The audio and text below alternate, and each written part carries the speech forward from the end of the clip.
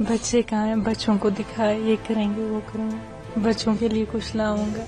अब कौन ला के देगा हम लोगों को? इनको भी ऐसे ही होना चाहिए जैसे मेरे भाई को किया। इन लोगों ने 3 गोलियां मारी, क्या करेंगे?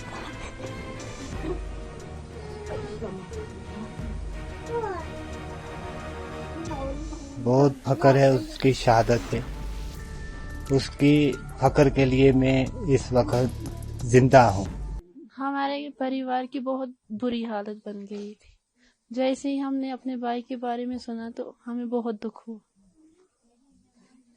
आदिल क्या करता था, कितने पैसे कमाता था? यही दिन का 300 रुपया कमा लेता था। और क्या काम करता था? यही घोड़े चलाता था, मजदूरी करता था।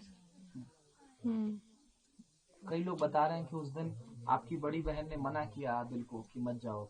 जी, बोलने लगा कि आज जाऊंगा, मुझ में इतनी हिम्मत ही नहीं है काम करने की। आज जाऊंगा, कल घर बैठूंगा, कल नहीं जाऊंगा। जब हमने सुना तो वो अपनी जान ही खो बैठा। तो फिर परिवार को अब आप कैसे संभाल रही हैं? आदिल अब आपके बीच में नहीं है, लेकिन उसने उस कश्मीरियत को जिंदा रखा है। उसने उन 25 लोगों की जान जाने के बाद अपनी जान देकर के उन आतंकियों की बंदूक छीनने की कोशिश की, जैसी बात निकल करके सामने आ रही है, ताकि वो और लोगों को न मार सके। वो पता नहीं है कि वो कौन थे, क्या थे, किन्होंने मारा उसको। लेकिन हाँ, सुनने में ये आता है कि वो बंदूक छीन रहा था तो उसको किसी ने गोली मार दी। 3 गोलियां उसके सीने में लगी, एक उसके गले में लगी। जी, कहाँ कहाँ गोलियां लगी थी?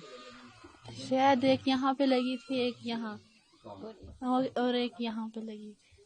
3 गोलियां लगी थी उसको। जी, माता पिता को आप कैसे संभाल रही हैं?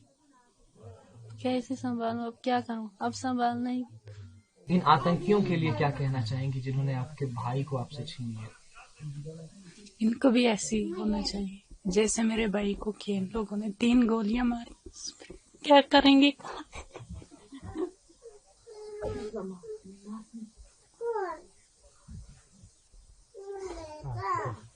अब कहाँ से ढूंढेंगे भैया को?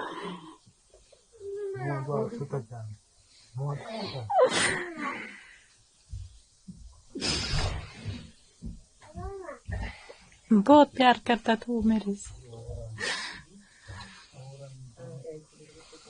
जब कहीं निकलता था तो पहले मुझे बुलाता था, असमत मैं जाऊंगा, ये करूंगा वो करूंगा, कुछ लाना है आपके लिए।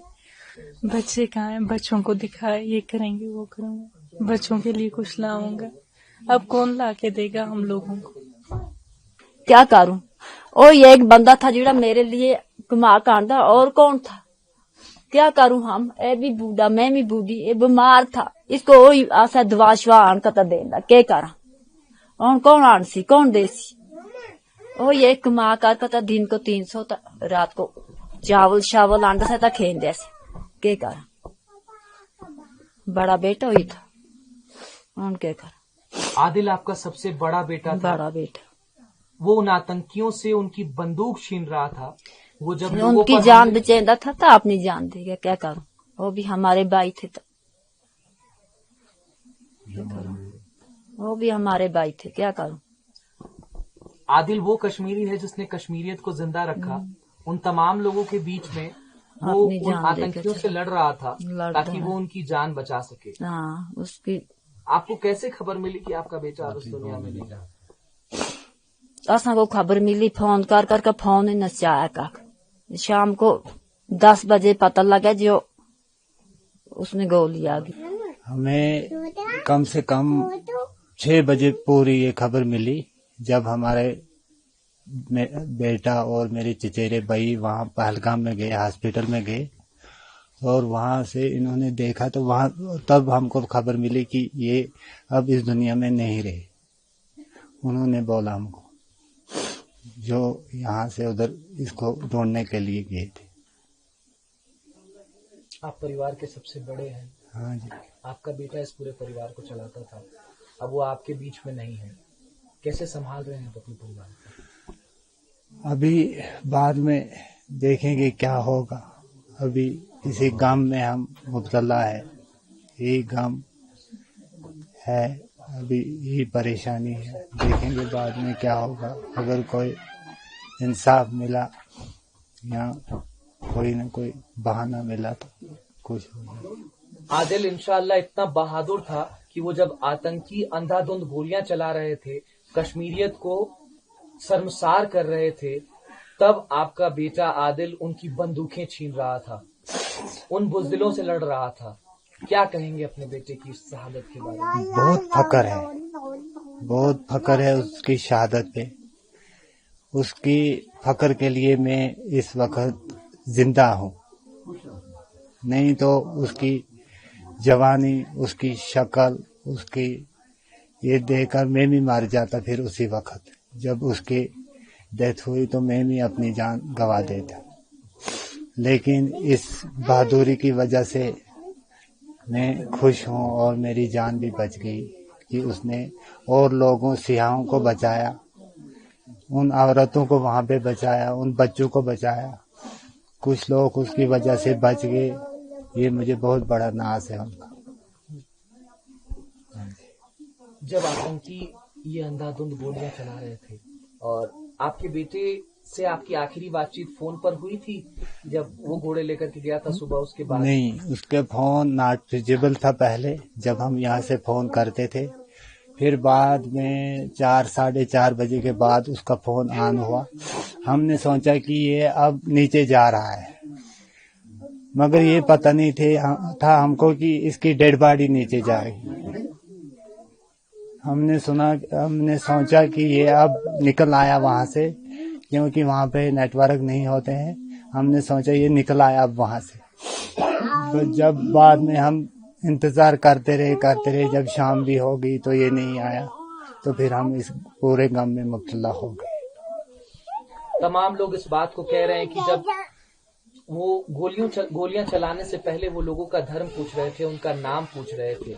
आदिल से भी पूछा गया होगा, आदिल ने कहा होगा कि मैं मुसलमान हूँ, लेकिन उसने बंदूक छीनने का प्रयास किया, उसने उन तमाम सैलानियों की जान बचाने की कोशिश की, इसलिए उसको मौत के घाट उतार दिया आतंकी। जनाब, वो तो वहाँ की खबर वही है, लेकिन सुनने में आता है कि उसने उन सयाह जो उसके साथ थे, जब वो उसका हस्बैंड गिरा गोली से तो उसकी वाइफ भी उस पर गिर पड़ी, तो बाद में इसने उठा के खड़ा करके और उनको कहने लगा कि आप इन बेगुनाहों को क्यों मार रहे हो। ये सुनने में आया है, उन बेगुनाहों को क्यों मार रहे हो। ऐसे में उसका हमला उनके साथ हो गया, जिसमें उन्होंने उसको 3 गोलियां लगा के मार दिया।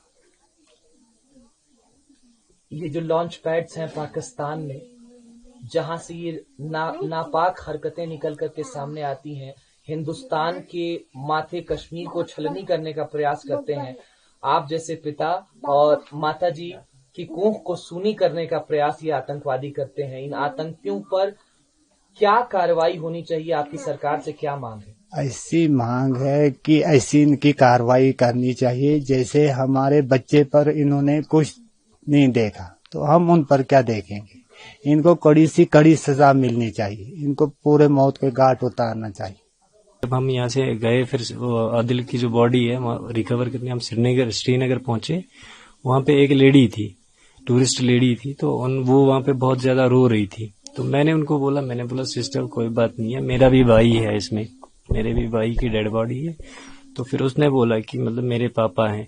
तो फिर उसने बोला कि जो सिविल एक मरा है वो आपका भाई है? मैंने बोला हाँ वो मेरा भाई है। तो वो बोलने लगी, उनके बोलने से, हालांकि मैं प्रेजेंट वहां पे नहीं था, उनके बोलने से मैंने ये सुना कि वो बोलने लगी कि जब वहां पे गोलियां चली तो वहां पे जब मेरे बाप को जो है सर में शॉट आया, वो नीचे गिरा, मैं उनके पीछे गिरी उनको बचाने के चक्कर में।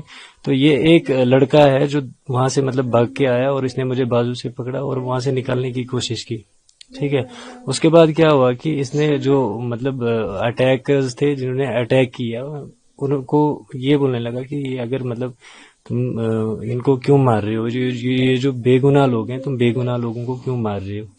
उस वजह से फिर क्या है कि उन्होंने उसके सीने में 3 गोलियां मारी थी। मैंने खुद देखा, एक उसके यहाँ पे गोली लगी थी, एक यहाँ पे, एक यहाँ पे, और उसकी जो ये बाजू है, ये पूरी जो है ना मतलब बाजू खत्म हुई थी।